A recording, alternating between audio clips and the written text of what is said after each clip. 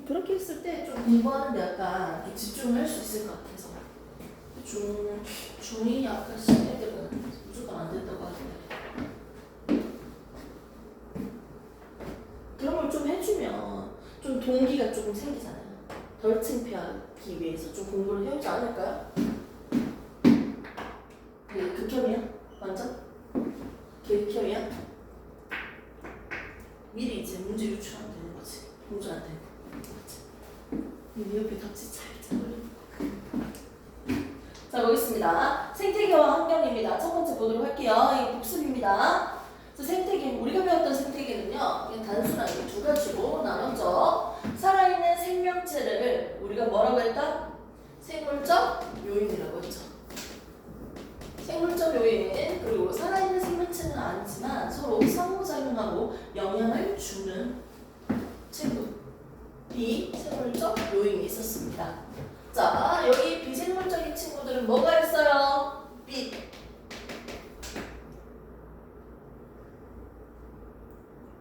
물, 토양, 뭐 공기, 뭐 이런 것들이 있겠죠. 이렇게 생태계는요, 생물과 비생물이 같이 있는 환경을 생태계라고 하는데, 빛이 생물한테 영향을 끼치죠.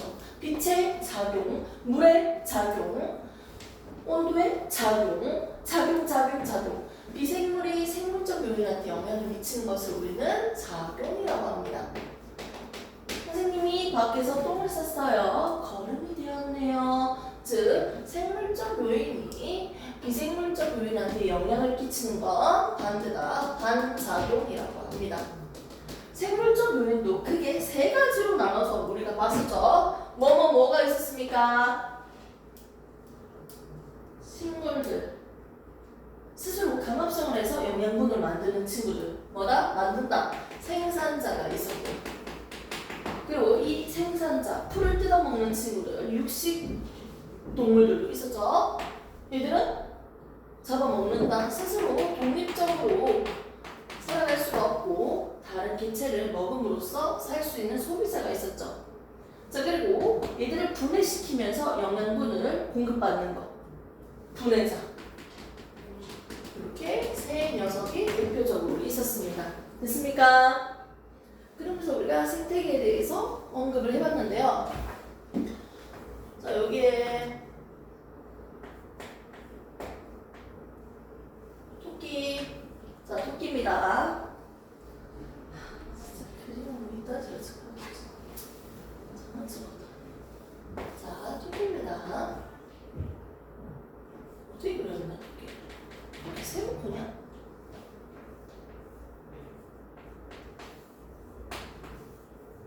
자, 토끼예요. 토끼 한 마리. 살아있는 생명체다. 이걸 뭐라고 합니까? 독립된 생명체. 개체라고 하죠.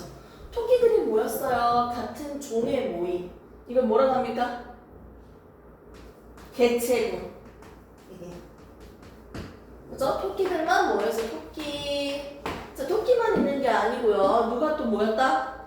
사자, 코끼리. 그리고 또 뭐가 있다? 식물들도 있어. 소나무, 민들레, 식물, 동물. 많은 친구들이 다 모여있어. 이걸 뭐라고 할까요? 여러 종들의 모임.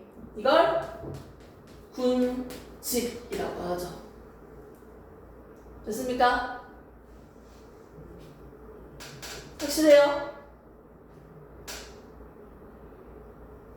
그래서 여기 적혀져 있죠. 개체, 개체군, 군집 되어 있죠. 여러 종들의 모임이다.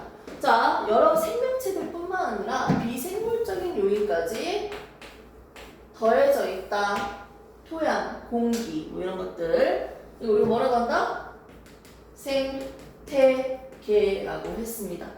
자, 단위는 점점 커지고 있네요. 오케이? 이 생태계의 종류는 또 뭐가 있을까요? 그럼 생태계가 뭐가 있어요? 어떤 생태계가 있어요? 어떤 생태계? 지구에는 환경과 생물이 포함되어 있는 생태계. 어떤 생태계가 있을까요? 그거지. 입 벌렸잖아. 그 말하려고 하잖아. 매개하면 돼요.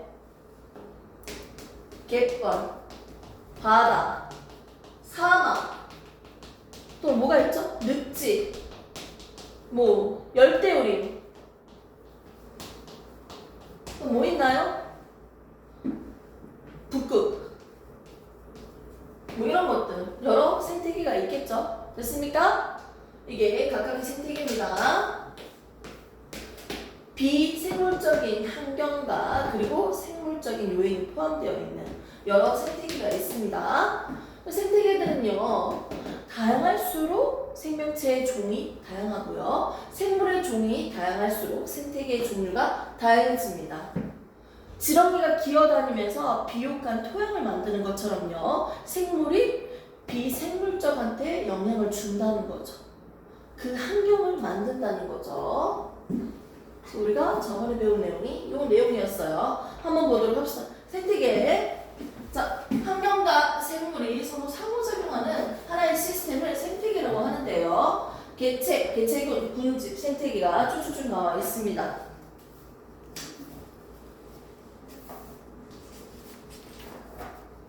생태계의 구성 요소를 밑에 볼게요. 생물적 요인과 비생물적 요인으로 나눌 수 있습니다. 생물적 요인은 뭐다? 생산자, 소비자, 분해자.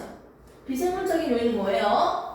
빛, 온도, 물, 토양, 공기 등 이런 환경들을 비생물적 요인을 하고요. 작용과 반작용으로 정리를 했었습니다.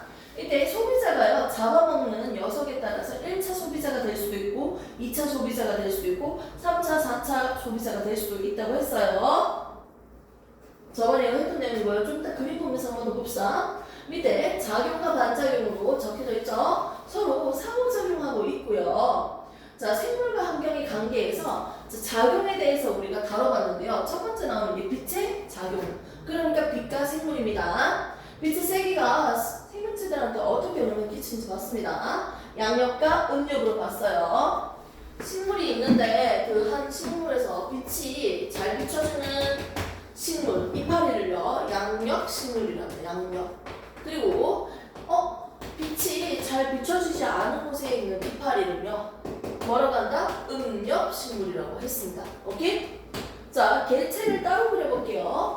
키가 크고요, 빛이 잘 받을 수 있는 식물을 우리는 양직 식물이라고 했죠. 자, 빛이 잘 안 들어와서 잎의 면적이 얇고 넓어져 있어요. 빛이 잘 안 들어오는 곳에서 살고 있는 식물을 우리는 뭐라고 한다? 음직 식물이라고 합니다. 하나의 개체에서는 양력과 음력으로 나누고요. 서로 다른 종에서는 양지식물과 음지식물로 나눌 수 있습니다. 요거 용어만 헷갈리지 말고요. 이렇게 해서 빛이 셀수록 얘들의 모양이나 형태가 조금씩 달라질 수가 있는데, 우리가 저번에 배웠던 거는 식물의 단면을요, 잎을 하나 뜯어가지고 단면 쪽으로 잘랐어요. 옆에서 보면 가장 위에 있는 건 울타리 조직, 중간에 있는 건 공기가 잘 통하는 해면 조직, 중간에 물감과 체감들이 보이겠네요. 자, 이때 강압성을 할 수 있는 엽록체는요, 어디에 존재한다? 책상 조직, 울타리 조직이죠? 여기랑 해면 조직이랑 그 밑면에 있는 기공이 있는데 이거 공변세포로 이루어서 공변세포, 이렇게 공변세포, 그리고 위에 있는 누구? 울타리 조직과 해면 조직에 엽록체가 있어요. 빛을 많이 받을수록요, 강압성이 활발하기 때문에 여기 울타리 조직이 두껍게 발달되어 있습니다. 더 두꺼워요. 양력과 음력 식물을 비교를 한다면요, 이파리를 비교한다면 양력일수록, 햇빛이 많은 식물일수록 울타리 조직이 두껍게 발달되어 있었어요. 이걸 우리가 빛을 통해서 주어진 차이점이라고 볼 수 있습니다. 빛의 영향, 빛의 작용입니다. 자, 그 다음 밑에 볼게요. 빛의 파장이 있었습니다. 햇빛이 비춰지는데 물속에서는 어떤 색들이 투과가 된다? 햇빛이 비춰지면 빛의 색깔에 따라서 파장의 길이가 달랐죠. 파장이 다 다른데요. 파장이 짧은 친구일수록 깊은 곳까지 들어갈 수 있었죠. 청색깔. 오케이? 청색이었고요. 가장 빛의 파장이 긴 친구, 적색은 가장 얕은 곳을 전달시켰죠. 됐습니까? 그래서 파장에 따라서 여기서 살고 있는 식물들이 주로 이용하고 있는 객체, 파장이 다 달라지고 있습니다. 적색강을 주로 이용하는 식물은요. 무슨 조류? 녹조류였죠. 오케이? 그리고 청색강을 주로 이용하는 친구는요. 무슨 조류? 반대로 콩조류. 중간에는 갈조류, 황색강을 이용했었죠. 기억나? 저번에 있는 거? 공주를 이렇게 만들어도 이해돼? 네, 감사합니다. 그걸 지금 적어놨고요. 대표적인 예들을 볼게요. 하래, 청각, 이 녹조류 딱 봐도 녹색 아니야? 갈조류, 미역, 다시마, 홍조류, 김, 음가사리 이런 것들입니다. 참고해 준다 할게요.